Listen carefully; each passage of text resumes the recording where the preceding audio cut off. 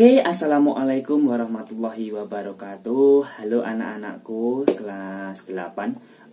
Hari ini semoga kalian tetap sehat dan di rumah saja, tetap jaga jarak. Dan semoga mudah-mudahan pandemi ini segera berakhir dan kita dapat bertatap muka secara belajarnya bertatap muka. Oke, baik anak-anakku, sebenarnya kali ini hanya sesuai dengan judul yang di video ini, yaitu koordinat kartesius. Bapak hanya akan mereview sedikit. Sebenarnya kalian itu ketika kalian sudah kemarin materinya pola dan bilangan, kalian memasuk ke koordinat kartesius. Dan tetapi sekarang masuk relasi dan fungsi. Karena keterbatasan waktu, kalian dikejar juga ulangan tengah semester, maka saya melompati relasi dan fungsi. Dan koordinat kartesius ini nanti akan saya review, akan saya jelaskan ketika masuk fungsi pemetaan. Di situ ada cara menggambar koordinat kartesius. Nah, saya hanya akan mereview seperti ini. Oke, baik anak-anakku, koordinat kartesius ini sudah kalian dapati di kelas 6 SD. Ya, baik ya. Di samping kanan nanti kita akan ada koordinat kartesius. Koordinat kartesius itu apa? Koordinat kartesius adalah koordinat yang memiliki sumbu X, sumbu X, sumbu X, sumbu X, atau horizontal, atau bisa dinamakan sumbu absis, dan sumbu Y vertikal, atau bisa dinamakan sumbu ordinat. Nah, setiap sumbu memiliki masing-masing bilangan negatif dan bilangan positif. Di bilangan positif sumbu X berada di sebelah kiri ya. Bilangan sumbu negatif sumbu X sebelah kanan, jadi hanya kiri dan kanan. Sumbu Y di bilangan positifnya di atas dan sumbu negatif bilangan di bawah. Oke, baik, hanya itu. Nanti yang dijelaskan yaitu membaca titik, membaca sebuah titik pada sebuah acuan, dan garis sumbu. Garis sumbu nanti ada sejajar, tegak lurus, dan berpotongan. Baik, itu jadi sumbu kartesius nanti bisa disimbolkan koma dalam kurung X, Z. Nah, baik, itu saja. Nanti di video setelah ini kita bahas mengenai apa yang di koordinat kartesius yang dipelajari, sehingga nanti di menggambar sebuah fungsi di materi bab relasi dan fungsi, penggambaran kartesius bisa kalian lakukan. Oke, baik anak-anakku, di depan kalian ini sudah ada bidang koordinat kartesius. Nanti sebenarnya sudah saya bilang bahwa koordinat kartesius ini sudah kalian pahami atau sudah kalian dapati ketika kalian SD kelas 5 itu sudah dijelaskan di bidang koordinat kartesius. Saya hanya mengulang. Di sini pertama di SMP itu hanya ada 3 pokok pembahasan. Yang pertama adalah posisi titik pada bidang koordinat. Itu kalian hanya membaca kok titiknya itu di kuadran berapa. Contoh, titik A. Titik A ini 3 dan 4 sumbunya ya.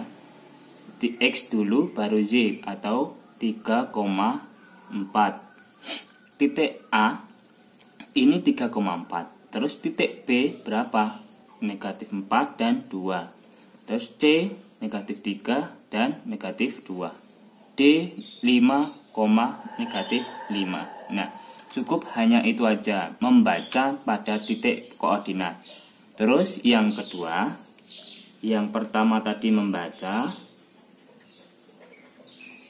kelihatan ya, mudah-mudahan kelihatan. Yang kedua adalah membaca jarak pada titik. Contoh, titik A itu adalah sumbunya 3,4. Artinya bahwasanya titik A berjarak berapa titik A ini? Ternyata berjarak 1, 2, 3. 3 dari mana? Dari Z.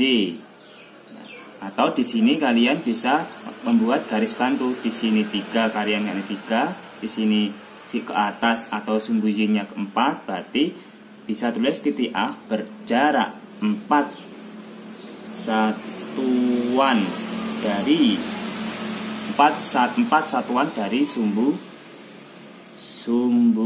Y dan berjarak 3 satuan dari sumbu X. Nah, oke ya. Atau contoh di B, ini di sini B jaraknya di sini negatif 4, terus yang atas 2. Jadi titik B berjarak 2 satuan dari sumbu Y dan berjarak negatif 4 atau 4 satuan dari sumbu negatif X. Nah, oke, baik, di situ posisi titik pada bidang koordinat. Kalian bisa pahami sendiri. Oke anak-anakku, yang B di sini adalah posisi titik terhadap titik acuan.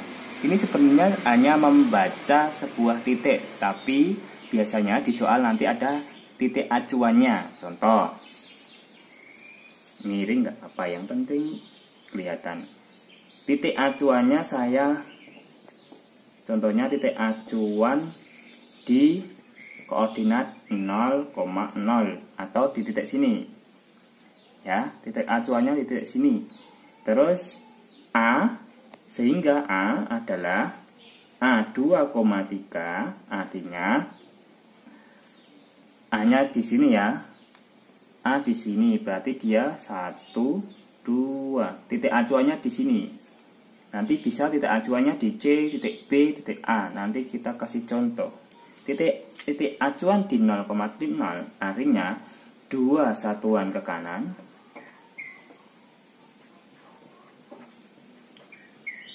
dan 3 1, 2, 3 satuan ke atas.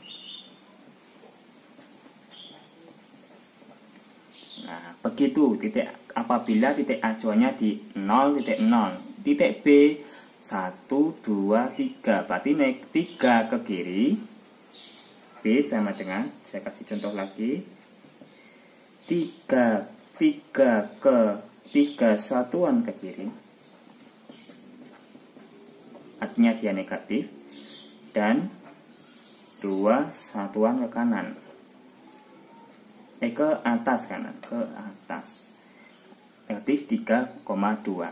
Bila, nah ini biasanya di soal nanti bukan hanya titik acuannya di 0,0, tapi ada di sini misalnya. Titik acuannya titik acuan itu sebagai titik dasar atau titik melihatnya di B3,2.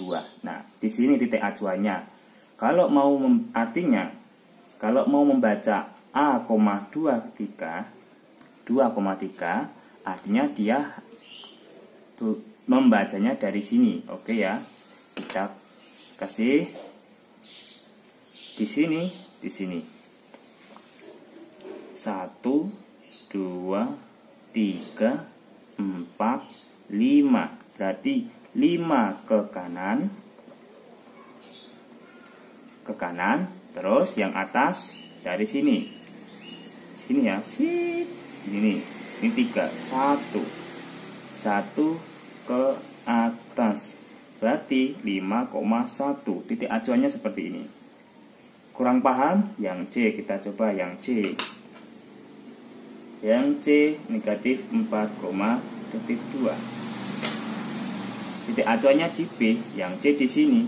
Maka di sini yang X, kita baca yang X dulu. X ke kanan, berarti 1 ke kiri, artinya ke kiri itu adalah negatif.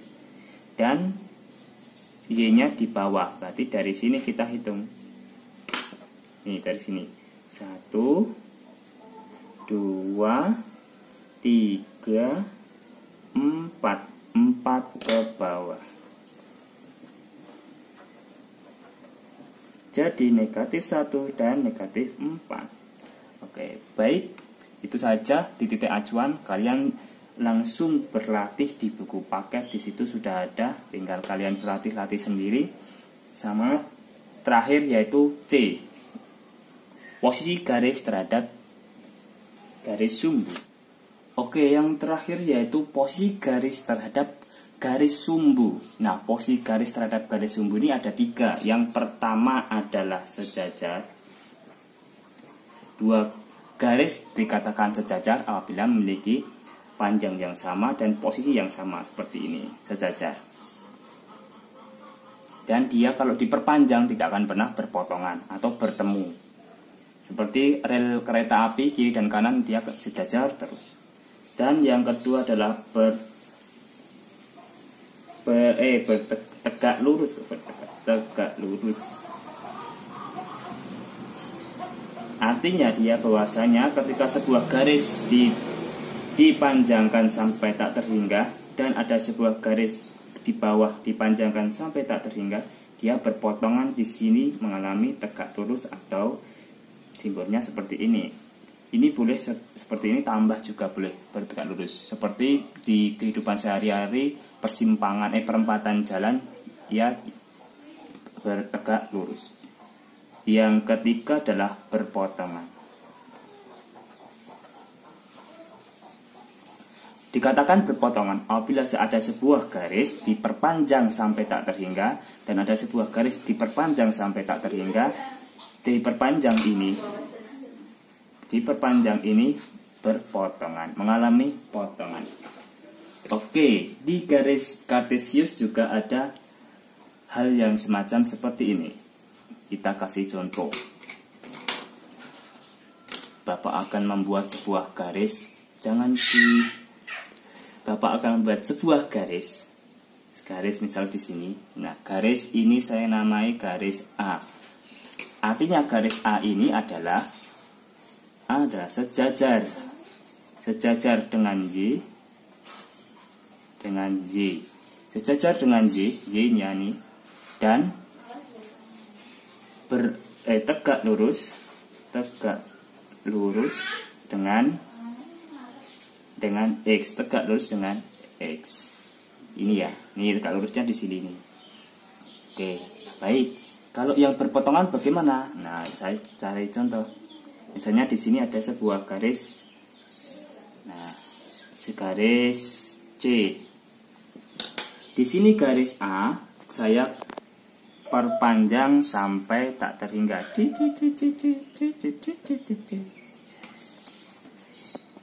garis aja lah, bukan titik-titik.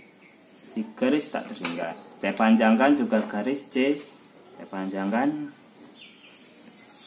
Nah, di sini mengalami sebuah perpotongan. Dia tidak tegak lurus karena garis C adalah miring. Dinamai tegak lurus adalah garis tegak dan tidur. Kalau di sini adalah dia berpanjang, miring, dan ini lurus. Ini garis A dengan C yaitu berpotongan. Nah, baik, itu mudah ya. Garis posisi garis terhadap garis sumbu adalah mudah.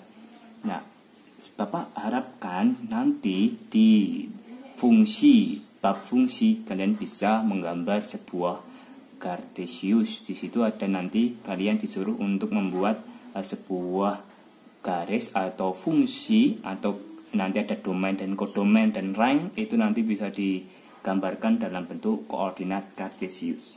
Nah, itu saja yang dapat Bapak sampaikan. Kurang dan lebihnya saya mohon maaf. Apabila bermanfaat, tinggal nonton sampai selesai. Saya akhiri. Wassalamualaikum warahmatullahi wabarakatuh.